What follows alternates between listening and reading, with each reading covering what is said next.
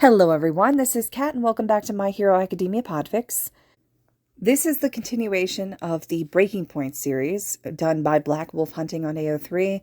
The first fic was Shattering Point and it received a lot of really good reviews, so I wanted to continue this series. So this is fic 2 in that one, entitled Groundbreaking. He was already sitting at his desk by the time Ida showed up. He didn't really say anything to the other boy, just nodded his head and then settled back against his arms, and he watched the front of the room. He didn't raise his head again, and the other started to enter the class. He would nod his head at the greetings of others, cautious and wary of his reaction to them if they overstepped themselves in some way.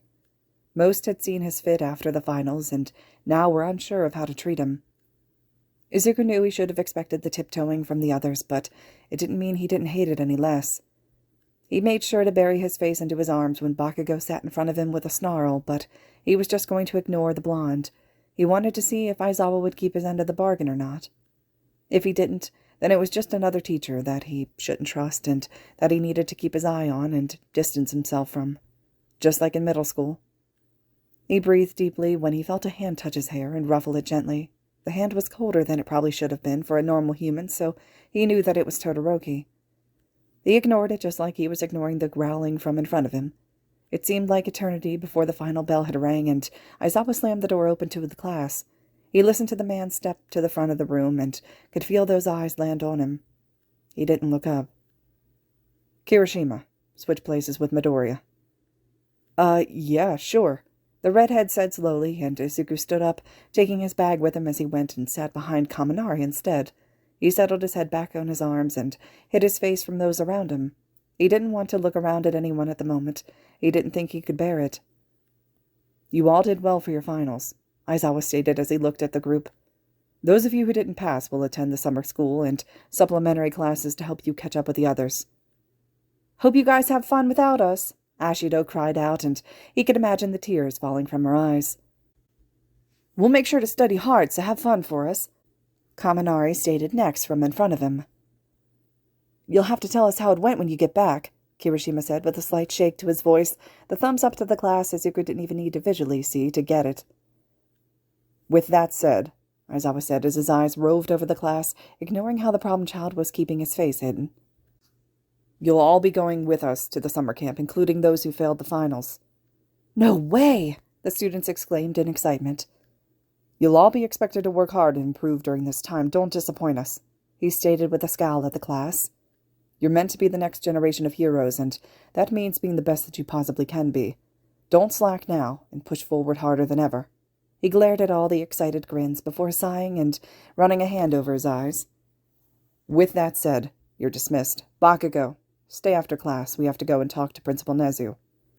Izuku was the first out the door. He wasn't intent on staying behind and talking to anyone. Not like he could, even if he wanted to.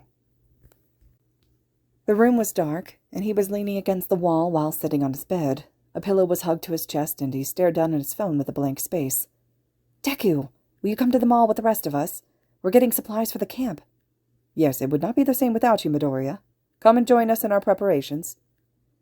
I won't be making it. I'll be visiting my mother.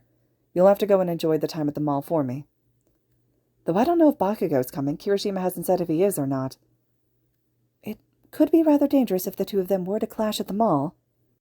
Then we help Deku. He never starts the fights, and normally he just takes it. How is Bakugou bullying him his fault? I never said it was his fault. I just worry about the repercussions on if they both decide to come. Doesn't matter anyways. Bakugou isn't coming. Says he already has everything he needs for the camp, so it should be just fine for Midoriya to come with. That'd be great. Hey, who changed my nickname to Pikachu? Don't know. I do want to know why Aizawa-sensei made me and Midoriya change seats, though. He hasn't had a problem with them sitting near each other before. It's about time he did something. Midoriya should not have to suffer for as long as he has because of Bakugou's poor decision-making. I don't think the teachers really saw it that way. I think they were just like that. Though it is sad that it took this long for them to do something. They should have done something after that first battle class, Ribbit. They just let Bakugou do as he wanted without repercussions. He was just trying to show how manly he was. No, he was trying to show who the dominant one was. Don't you remember that attack that he used against Midori near the end? Almost took Midoriya's arm off. More like almost killed him. Either way, Something should have been done from the teachers, and when they didn't, we should have. We kind of just stood around and let Bakugou do whatever he wanted, though. Uraraka stood up for him a lot, though, as has Todoroki, Ida, and Sue. I cannot condone such treatment of a classmate, let alone one of my good friends. Yeah, Deku's my friend, and he deserves better. Though he was really quiet in class today. Did he say anything at all, Ribbit? Now that you mention it, all he did today was nod at me when I greeted him. He just nodded to me, too. I didn't get that 1,000-watt smile that I normally do. He just kept his head down most of the time, too. He was not the same. I believe he's still suffering from the finals. He hasn't even talked in the chat either. He is normally one of the first ones into our chat as well. Should we be worried for him? Give him some time. A lot happened at the finals, and I don't think it'll be good to push him at the moment. Todoroki's right, Ribbit. Let's not push him right now. We will watch over him during the camp. Dark Shadow has agreed to help as well at night. All right, I'll help out as well. We'll tell the others to keep an eye on him, too. We all need to work together to make sure that he's all right. We need to keep Bakugou away from him, though. Agreed. All right, the make sure that Class 1A cinnamon roll is okay is now underway. He really is like a cinnamon roll, isn't he? Izuku sighed as he allowed his body to fall to the side, dropping his phone onto the bed and burying his face into his pillow. He was too tired for this shit. He stared at the rice in front of him, ignoring the scrambled eggs and miso soup. He wasn't particularly hungry, but he knew he had to eat to help keep some of his mother's worry down. He was already making her worry more than ever since after the finals, but he couldn't really help it. He had no trust in the teachers at the moment, even after he had switched seats and had confirmation of Bakugou's enrollment in anger management. It meant nothing. His mother hadn't received a call, and no appointment had been set for Izuku to see a therapist. He wondered if Nezu had been telling the truth about that, or if that had been an empty promise. Izuku, dear. He lifted his head to stare at the other, tilting his head to the side. Are you sure that you want to go on this trip? She fidgeted with her chopsticks as she looked at him in the eye. He could see the fear and the worry for him there, and he knew that she wouldn't sign off on the trip if he made it clear that he didn't want to go. All Might would find a way to train him if he decided he wanted to stay home instead, and he ended up sighing and nodding his head, though. He was already acting weird. His classmates have already noticed that from the class. He couldn't not go to it, or it would just rile up the entire class and worry the teachers. He really didn't feel like dealing with that. She nodded her head and gave a small smile. Okay, just know that if you want to come home, all you have to do is let me know. I don't care if I have to drive up there and get you. The look in her eyes reminded him of just how much he loved his mother, and he couldn't stop the small smile on his face even if he tried. He was so happy that he had his mother there with him. He was really tempted to stay home now. His breathing was ragged, and his throat throbbed with pain as he held it, shaking heavily as he curled forward into himself. He ended up going to the mall with the others, though he had separated from them almost immediately to get some distance from them. He knew they were already worried about him, and he didn't really feel like giving them any more reason to worry, though after Uraraka had seen him sitting on that bench with Shigaraki sat next to him, he felt like that was going to be inevitable at this point. He kept his lips sealed as Uraraka fretted over him, her voice high-pitched as she talked to the police on the other end. He really just wanted her to stop touching him, but she wouldn't. She was continually patting his shoulders and his arms and his head, checking for injuries. That made it harder for him to breathe, as he wasn't given the space to try and calm down. He clenched his eyes shut as he tried to regulate his breathing, but he couldn't get control over it. Tears falling down his cheeks, he struggled to gain control again, but his mind wasn't cooperating with him. All it was doing was replaying times of when he was held against walls by his neck, and heat radiated from the hands holding him, the pain of fists that were colliding with his stomach, and the feeling of burns decimating skin that ran through his mind. He whimpered soundlessly as his breathing had turned into hyperventilating as more hands began to touch him. One's at his neck and wrists and the back of one on his forehead. It was all too much. He welcomed the darkness that overtook him. He woke in the hospital, his mother at his bedside with crochet hook and halfway done hat in her hands. He blinked as he looked at her, wondering why he was there in the first place. Then his neck throbbed. His hand instantly moved toward the pain, feeling the bandages under his fingertips instead of the skin. His eyes caught sight of an IV in the back of his hand, and a second afterwards. "Oh, you're awake!" Inko cried as she threw her crocheting to the side and stood up, grabbing his hand and pulling it away from his neck. "You had me worried sick, Izuku," she exclaimed with wet eyes, and he blinked at her, tilted his head to the side. His chest felt heavy, and his mind was foggy as he took in the sight of tears falling from his mother's eyes, though that wasn't anything new. The paleness to her skin was. "You were attacked at the mall, honey," she explained as calmly as she could. Izuku blinked at that, accepting the hand that had settled in his hair and ran through his curls. He couldn't really remember a whole lot except for the burning pain and the screams of terror. "That nasty villain Shigaraki apparently had you by the neck and gave you some bruises. You'll be okay, but your throat is going to be sore for a while. You'll also feel tired from the panic attack you had." His eyes widened as the memories came back to him. He felt a cold sweat break over his skin as he remembered the fingers around his neck, just one away from disintegrating him to the afterlife. "It'll be okay, Izuku. You're safe now," Inko assured as she squeezed his hand in hers and continued to run her hand through his hair gently. Izuku gulped but nodded his head, wondering if that really was true or a platitude for herself. Either way, he soaked up the comfort from his mother and ignored the tears that fell down his face from the panic and the fear that was radiating through his body. He dug out fresh notebooks after the mall incident. He needed to keep his mind off the conversation with the villain the best that he could, so he decided he would work on his notes for all of his classmates and then all the teachers, and then move on to some of the other heroes he knew about. He just needed a distraction, and analyzing heroes was what he did best after all. He spent most of his days before the camp just writing in his notebooks. He drew pictures of each of his classmates carefully so that they were recognizable to anyone who read them, and he hoped to keep them from villains, but Bakugou had already been able to grab one already, so he just wrote them in code instead. He wanted to write about his classmates, not give villains a chance to use that information against them if he ever lost it. His mom left him to be most of the time, knowing that this was his way of coping with the stress and anxiety and all the other emotions that were tearing him apart. She would ask questions about what he was doing, and he would show her and tap places for specifics if she wanted. She knew his code almost better than he did sometimes, and so she had no problem with reading his notes. After a while, she would sit with him and let him lean against her when he wanted. She also allowed him to eat in the living room so that he could continue to lean against her during the meals, and would let him settle his head into her lap and hide his face in her stomach. She would stroke his hair when he did this, and he'd wake up with a blanket over him at some point during the night, tucked in and warm. Man, he really loved his mom. The day for them to leave for the summer camp came, and Izuku wasn't sure how he felt about it. He was excited to train and become stronger. He was scared that he would just be used to improve the others. He was eager to see who would be there. He was scared that he'd be treated like crap. He gulped as he sat in the chair, Todoroki taking the outside seat a second later. The greenette sighed in relief as the half-and-half quirk user did so, knowing that the other would understand when he didn't respond to him. If anyone knew what abuse was like, it would be Todoroki Shoto. With that, he pulled out the third notebook he had begun when he started his note spree, and he was carefully accentuating Jiro's eyes as she glared out of his book at him. He had already gotten the outline done, but now he wanted to start on the actual details of the hero costume before he had started on the actual notes.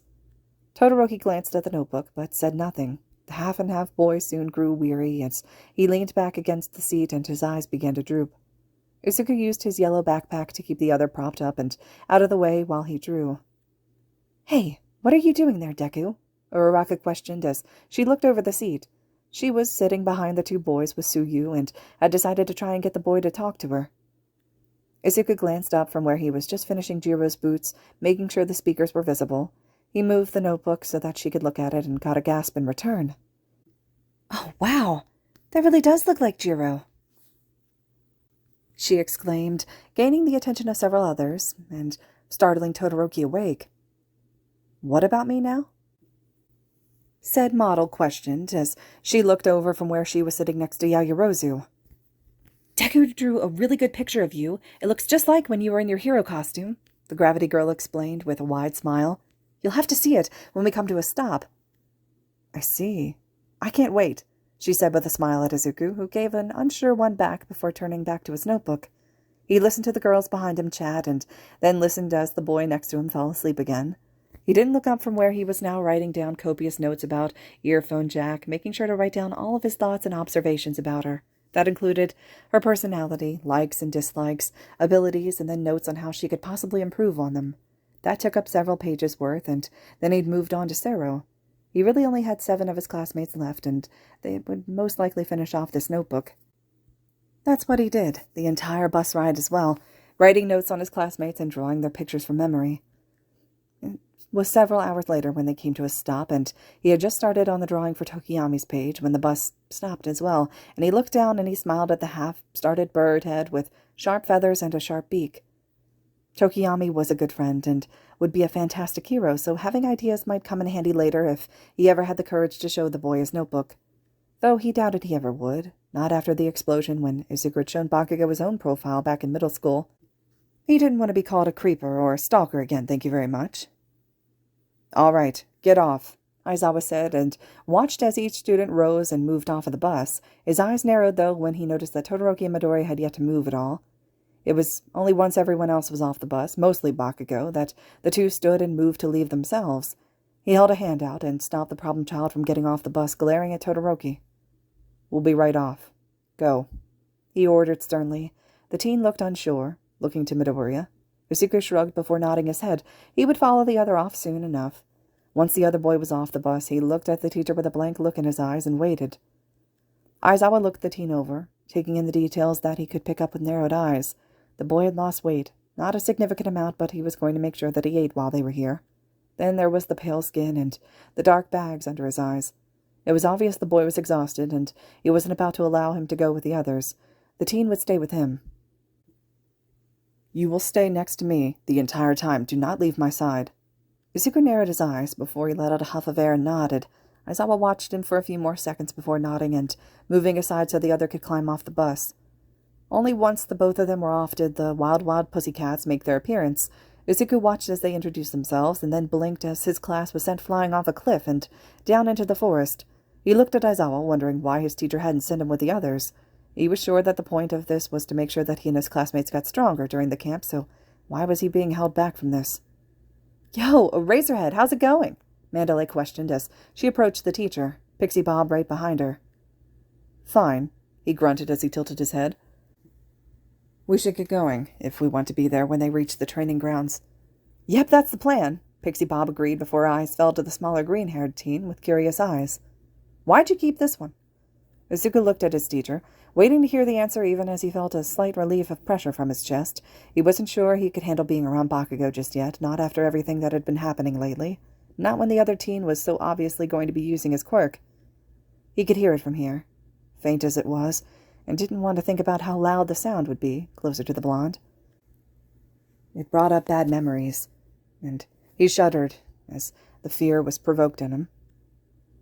"He's not in good condition to work with the other students at the moment," Aizawa stated as he moved his hands in a pattern that Izuku recognized immediately.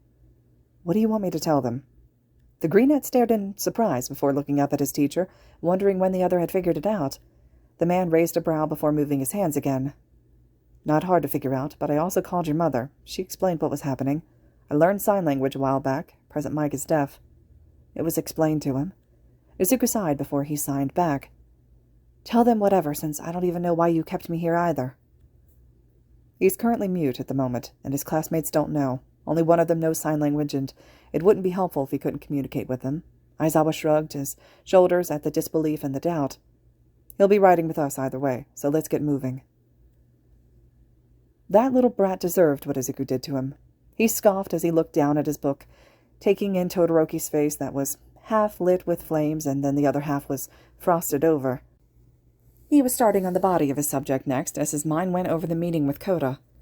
The little brat had been introduced to him, and the two had looked at each other for a long moment, neither saying anything. He'd been lucky when he saw the shift of the kid's feet, and he knew he was about to get kicked, so he had swiped the brat's feet from underneath him and then walked away. He had determinedly ignored the snort from Aizawa and the yelling of the pussycats. He was only defending himself from being kicked in the dick and the balls, and something he'd rather not suffer from. Now he sat several yards away from the forest, notebook open as he continued to work on his notes. He was going to be there to greet the others as they arrived.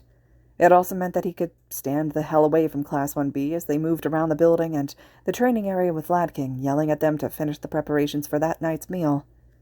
It annoyed him that they had to deal with the annoyance that was Monoma the entire camp. Most of the copycats' class was okay, but the blonde rubbed him wrong, just like Bakugou did. He'd have to make a notebook on that class as he learned about their quirks and their skill levels.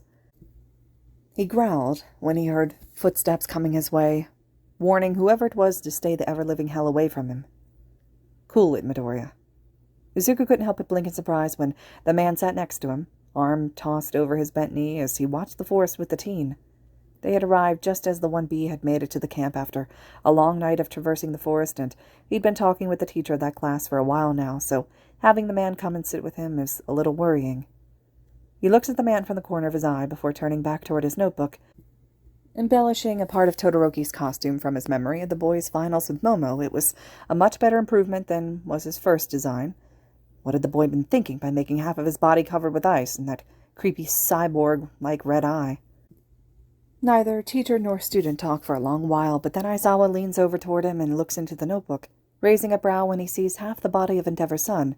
It was intricate and very detailed, not to mention lifelike on all accounts. That's a really good depiction.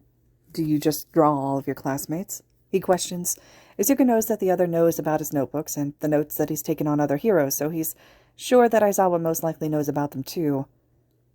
That begs the question of why the teacher's questioning him about them, though.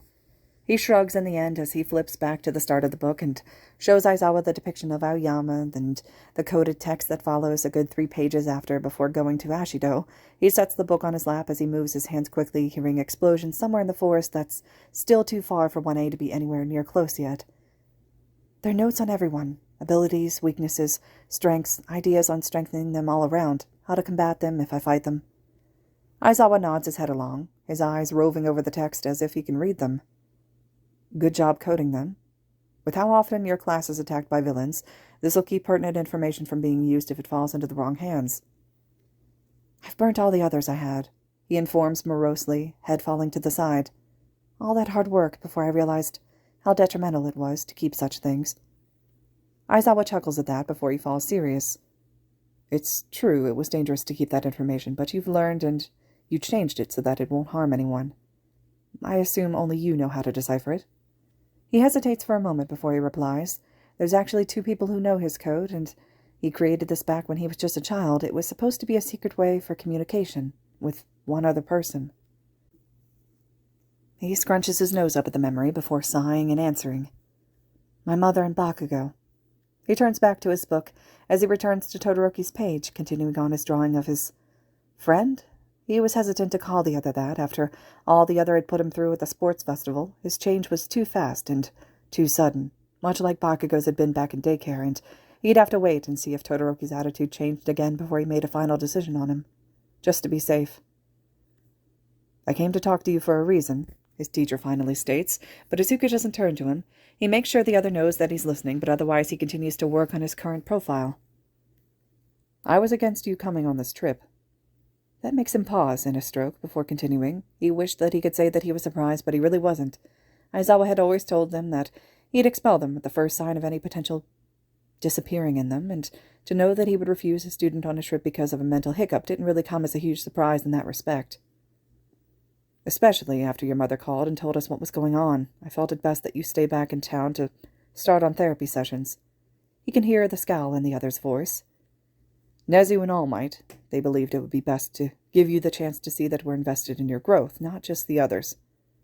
That made sense. Izuku nodded along with that thought process, and though he wasn't sure how this talk was meant to go in making him realize that, he had a feeling that Aizawa wasn't even supposed to tell him that in the first place. I wasn't supposed to tell you that. He snorted before continuing on, ignoring the smirk that fell on the teen's face. But I felt we'd done enough to jeopardize the trust that you had in us, so I'm being upfront with you now. I want you to return home and to recuperate before the next term starts.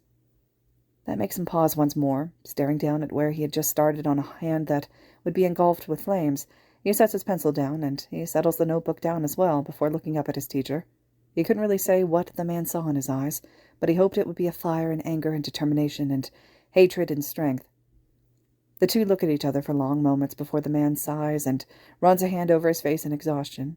Izuku could sympathize. Fine, then.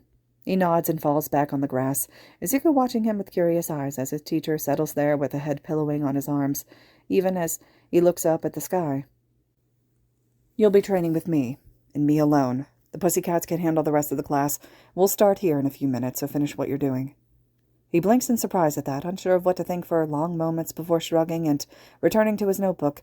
Maybe it was just Aizawa wanting to keep Izuku away from the others for a while to show that he could pay the teen attention and he needed to get better, or just to keep him away from Bakugou. Either way, it wouldn't matter in the end. It would just occur here, and then he would be left on his own again. Just like always. "Why the fuck was Deku not sent through that shit?" is the first thing that Izuku hears from 1A as they reappear in the forest. They're all covered in dirt, twigs, leaves, and mud. Many of them are scuffed up with bruises and cuts, but otherwise walking along just fine. Izuku himself had just taken a hit from Aizawa from their sparring match that didn't include quirks but just skills. The teen had his ass handed to him so many times he lost count. Like he did just now, and that was why he was on the ground, staring at the blonde from the ground even as he approached with a growl. "He's not in the condition to go traipsing through the forest with you lot." Aizawa stepped in between the two teens, glaring at the blonde. "Do remember some of what your extra classes have been teaching you." The blonde growls at the warning before turning away and stomping off to where Kirishima stands, the redhead grinning tiredly at the blonde. "Glad to see all of you made it," Mandalay says with a soft smile. "Took you much longer than 3 hours to make it here." "There was no way we could do that in 3 hours," Kaminari exclaims. "Especially with those beasts," Ashido adds on. "Oh, I'm sorry. I think the 3 hours were actually meant for the time that we can make it in," Pixie Bob exclaims with a wave. "You all made it here a lot faster than we thought you would." "Much faster than the others made it the other day." Ragdoll makes an appearance with a wave of her paws. "They took until just after 7 this morning to get here. You all made it much, much faster." "Which is impressive," Mandalay states before waving her hand toward where a giant feast was waiting for the tired group of students. "Now, here's your reward. Dinner, and then you can all go take a bath and then bed. Know that we won't be making the meals for you through the rest of this trip. That'll be your duty." The teens all cried out in joy as they fell upon the meal with ravish mindsets, and Izuku watches from where he sits with wide eyes. He wonders what sort of hell they went through to be that ravenous and vicious. He winces when he saw Yaoyorozu actually bite Kaminari's hand when the blonde tried to steal a piece of meat off her plate. "Come on, stand up." His attention's dragged back to his teacher as he looks up at glaring eyes. "We've still got plenty of daylight for a few more spars." He winces but stands up determinedly and falls back into a stance the man had taught him. He recognizes it for the stance that Eraserhead uses in battles and has no problems adapting to the style. He could incorporate this, All Might's, Gran Torino's, and Bakugou's all together to make one kick-ass fighting style. Villains wouldn't know what hit him. Doesn't stop him from getting his ass handed to him 7 more times until he can go and join the others in the outside bath. He hadn't thought this through at all. He grimaced as he looked at the other boys in the open-air bath before looking down at himself in only a towel. He was hiding behind a corner just before the bath, and he wasn't sure he wanted to go in and join the others. He desperately needed to soak his body. It was screaming at him from how sore and tired he was. Fighting against Aizawa was a hard thing in itself, and he wasn't sure how much he could take fighting the pro. Not that he thought the pro was actually going all out, but still holding back had hurt Izuku more than he had thought. That was why he was here to soak in the warm water, but he had forgotten about all the scars that littered his arms, his legs, his chest, and his back from years of repeated abuse. He'd been able to hide it in the locker rooms by either waiting till everyone was done or using one of the bathroom stalls. The scars on his arms were mostly covered up by scars from the sports festival and could be explained by Bakugou's attack on him during that first battle simulation. Not so much for the ones that covered the other 90% of his body. There was no way he could explain that many scars from just one encounter from Bakugou, no matter how violent that boy could get during said encounter. He gulped before deciding that he would wait for the others to leave before he went to climb in, and he turned to leave, only to jump out into the open when dull brown eyes had looked at him with a raised brow. He was really starting to hate Aizawa. "Yo, Midoriya, there you are," Kirishima called, with a wave of his hand and a huge smile on his face. "We were starting to wonder if we needed to send out a search party." Izuku gulped again, glancing at where his homeroom teacher stood before looking back at the other boys. He'd rather deal with them staring at him than having Aizawa asking questions. With that, he walked forward, and he dropped the towel at the edge of the bath before climbing in.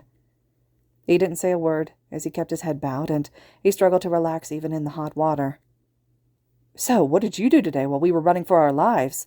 Kaminari spoke up, swimming around happily, splashing Sero in the face. "I mean, not that you didn't have to work hard or anything," he assured when Izuku looked up at the other. He saw some of the frowns marring the others' faces, and he knew that they'd seen the scars, even though the heavy mist from the bath had obscured some of the lighter ones.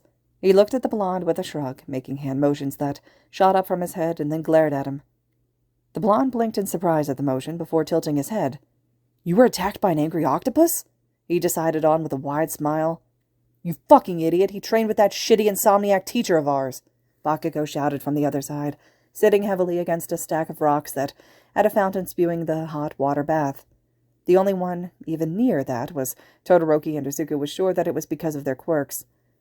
It was a rather sad thing that it was Bakugou who understood him, but then again the blonde had to deal with several of Izuku's mute phases before, so he'd been taught to handle them. He nodded at the blonde before raising his hands again. The blonde obviously knew what he was wanting, and he growled in agitation. "He sparred with the shitty teacher, and that fucking freak in a skirt." Izuku rolled his eyes at the reference to Tiger.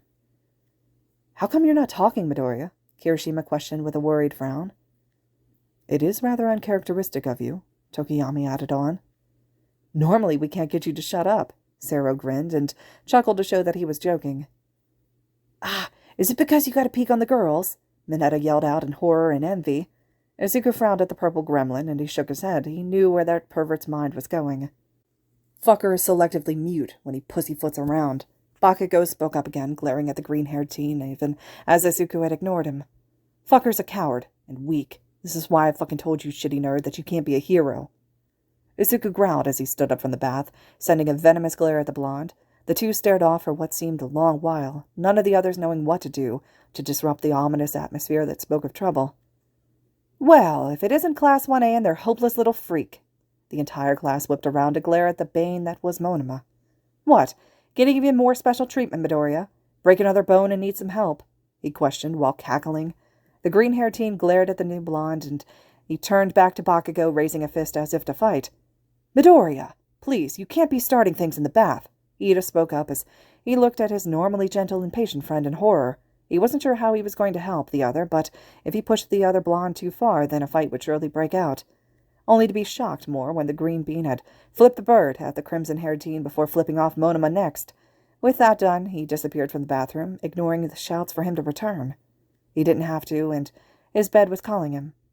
Hopefully the rest of the camp would be a lot easier. It was all a fucking conspiracy to make him suffer. He knew it, because both Monoma and Bakugou would take verbal shots at him at any moment that they possibly could.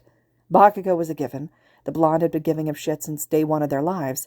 He'd seen the pictures of baby Bakugou pulling on Izuku's cheeks and stealing his bottle, so he knew that was true. It was expected. Monoma, though, he couldn't really figure out what the blonde's problem was, since Izuku hadn't really ever done anything to him. The only real thing that he could think of was that he was in Class 1A and they'd been attacked by villains. They had survived, they'd persevered, they had nightmares. That was the only reason that he could think of, that the blonde would torture them so, and now was attacking Izuku personally, because he was an easy target among the class that had really never fought back with his own words because they weren't there. They were out of his reach. He had informed Aizawa, and the man had talked to Vlad King, but the white-haired man had done nothing about it. His homeroom teacher had moved him further from the other students, though, and made sure that Monoma knew that his behavior was anything but heroic in any sense of the word. He'd watched that with wide eyes, and even thanked the man. After that, he'd worked harder when he sparred against the man, taking in as much as he could and analyzing even more. Aizawa was proving himself in a way that most of his past teachers hadn't before, even All Might. He could return that with respect and by listening to the man even more.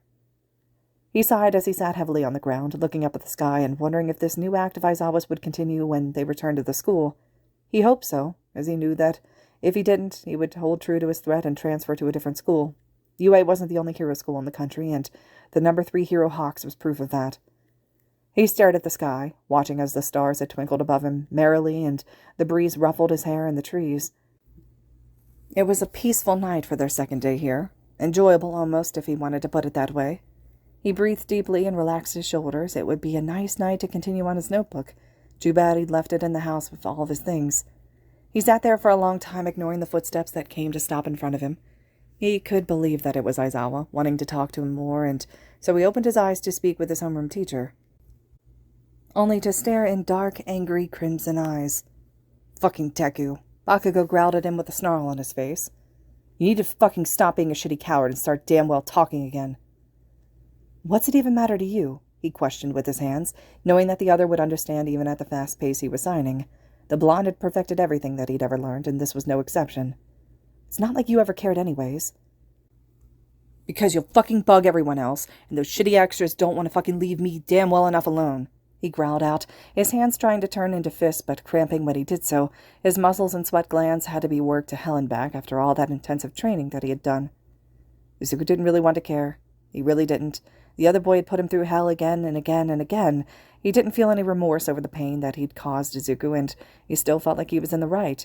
There was no reason to help his tormentor. Only that there was. To make him see that Izuku was better than him. Izuku wanted to be a hero to help people, and part of that was helping people who hated him, much like Bakugou did. He sighed at that and reached up, grabbing the other teen by his wrist and yanking him down onto the ground before the boy could react. Bakugou growled at the unexpected move and caught himself with his free hand, moving to yell but stopped at the first dig into the sore muscles of his hand. The blonde looked constipated for a long minute before he sat cross-legged in front of the other boy with a scowl. They sat quietly as Izuku went over each finger carefully, making sure to work them out before moving on to the next one. They have me in anger management, Bakugou finally admitted. The gravelly tone of his voice spoke of anger and resentment.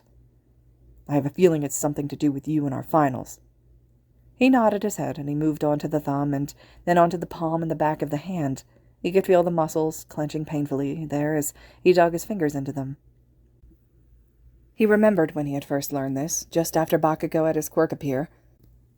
His mother had to start massaging his hands when they found the strains the small explosions had been causing to the unused muscle and tendons. He'd wanted to help his friend while they were at school or when his mother wasn't there, so the greenette had had Mitsuki teach him how, and he'd never forgotten. He kind of wished he had, though, because then he would watch as the blonde squirmed in pain after overusing his quirk before. He couldn't bear it, though, and had made the other allow him to massage his hands in the boys' bathroom during middle school, and that way he could continue to tear Izuku apart afterwards. They said I should talk to you about why I'm so angry. He got out, and Izuku glanced up as he moved his hands up to the other's wrists. He'd go all the way up to the elbow and then shake out the arm before moving on to the next one. There was no need to do a half-assed job of this. He was intent on making sure it was done properly. He said it would help lessen some of the anger. He looked back down at his work, wondering if the other boy would actually say anything. They sat in silence as Izuku had laced his hand with Katsuki's and then gave the good arm a shake as the wrist and the elbows would loosen up some. He released that one to start on the other hand. He could see the muscles in Bakugou's arms and his hands loosen and relax with that, and the shoulders had slumped as his eyes drooped in relaxation. He wanted to fucking punch the other. This was the same look that he would get in middle school when he worked out his arms in the bathrooms. He knew that he was good at these and that the other boy enjoyed them, but that didn't help the resentment that burned in his body as he watched those muscles relax. They would just be stronger for the care that he put into them, and that could end up hurting him more in the end. He scowled as he finished up the massage with another shake of the arm by their laced-together hand before releasing them. He stared at those arms rested in Bakugou's lap, unmoving, and he half expected them to move to slam him into the ground and to give him another scar for his collection. I've been in those shitty things for a good fucking week now. Bakugou spoke up once more, his voice a little more level, a little more even, a little more softer than normal. He wasn't sure how to take that. I've known for a really fucking long time why I've hated you, Deku. His eyes snapped up to glare back into calmly watching crimson eyes, and his mouth went open, but still no words would come out. He snapped it closed and made his glare stay intent. It never had to do with you being quirkless. That caused him to blink in shock before his brow had furrowed in confusion. He'd been shunned, pushed aside as soon as his condition of quirklessness had come to truth, and now he was being told that that wasn't the reason. I mean, it's part of it, but it wasn't the main reason. The blonde looked away, an angry scowl appearing on his face as his hands clenched and little explosions occurred. Then what was it? He questioned with narrowed eyes. He couldn't understand where this was going, and he was nowhere near ready to deal with the bullshit that the other would heap onto him. He would expect full blame for whatever fell onto him. The blonde glowered at the moving hands for a long time before glaring up at the watching emerald eyes. It's because if it had been any other quirkless shit stain, they never would have made it. That made him pause as he thought over the information. If it had been any other quirkless person. But being you, I knew you'd become a hero somehow. The blonde growled as he stood up to his feet and he began to pace. It was obvious that he was trying not to lash out. It had only been a week of anger management after all, and the blonde couldn't have progressed that far that fast in that amount of time. Though he was still rather impressed that the blonde was talking to him at all about this. Even if it was a sign from his classes, actually being able to tell Izuku why he was always so mad at him was hard, and he felt that old admiration and respect flare up for the explosion boy. You would have fucking showed the entire world how goddamn great you were. That you could do anything I could fucking do, but I knew at the same time that you couldn't handle all of it. The blonde whipped around to glare at the younger boy. You would have fucking gotten hurt. Maybe not right away, but you would have. You would have gotten hurt so bad that nothing would have saved you, and then that little quirkless hero would be dead. There was no way that was the only reason why the blonde was pissed. There was no way. He glared up at the other teen as he stood up as well. He wasn't going to face the other on the ground. He wouldn't be put into a vulnerable place again. Fuck you, he gritted out, coughing a moment later. It had been weeks since he had used his voice, and it was hard to speak louder than a whisper. That can't be the only shitty reason, he growled out. Bakugou growled as he glared at the ground again, and his hands were shaking at his sides. I didn't want you to get hurt. You fucking tortured me. I wanted to make sure that you knew the dangers. You just said I could have been a quirkless hero. Yeah, and then gotten killed when you bit too much off of that fucking overbite of yours. But I could have. Why didn't you help me instead of putting me down all the damn time? Because I didn't want you to fucking die. You told me to jump off the fucking roof. The two heaved at each other, not realizing their shouting had gotten louder and louder until Izuku could taste the blood on his tongue. He should have known better than to yell when he hadn't talked in so long, but he couldn't help it. His words had finally returned and he was using them. I didn't mean it. Yeah, well, that doesn't excuse your behavior, he gasped out, spitting out the pink-tinted saliva. You should have just talked to me instead of hurting me. You should have been my friend and helped me instead of giving me so many scars. He felt the tears fill his eyes as he glared at the blonde. He wanted to punch the other teen in the face so badly, but he knew there was no point to it. It wouldn't make him feel better, and it would be a waste of energy. I just didn't want you to get hurt by trying to play hero. The blonde looked beyond conflicted at the moment. It was obvious he wasn't sure to feel remorseful or to go with his anger like always. Then you should have told me, instead of telling me to kill myself. This isn't how a friend treats another, and I was remiss to think that we ever were. Izuku all but screamed as he turned away from the blonde. He didn't need to hear anything else. He would be the bigger person and just walk away before anything could escalate at the moment. I'm sorry. He stopped, but didn't turn around. He tilted his head up at the sky and fought with himself for a long moment. He wondered what he should do at that moment. What should he do? It doesn't matter, he said finally as he looked back at the building where everyone else was most likely sleeping. I can't forgive right now. Maybe I never will. With that he walked away from the still-standing Bakugou. Maybe one day he could, but not today, and not any time soon. All right, everyone. This concludes the second fic in the Breaking Point series. This fic was entitled Groundbreaking. Let me know your thoughts and reactions to this one. I hope you all enjoyed this. And as always, thank you so much for listening.